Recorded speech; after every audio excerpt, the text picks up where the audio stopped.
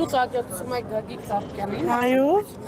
եւ ինչու հենց պարոն Ծառուկյանին։ Պարոն Ծառուկյանին վստահում եմ, շատ հարվում եմ, շատ սիրում եմ եւ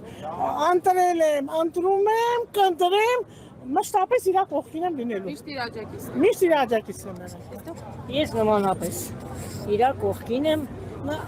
անկախ նրանից կընտրվի, չի ընտրվի, ինքը մնում է որպես մեր Ծառուկյանն է։ մեր Մեր իր Ծառուկյան։ կողքին ենք միշտ։ Շատ լավ, հետևում եք մյուս ուժերի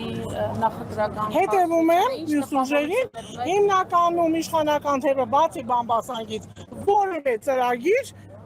արդեն կլինի մի ամիս քարոզարշավը, որևէ ծրագիր ես չեմ տեսել։ Շատ լավ, Փաշինյանը Ծառուկյանին անվանում է շպիոն։ Այս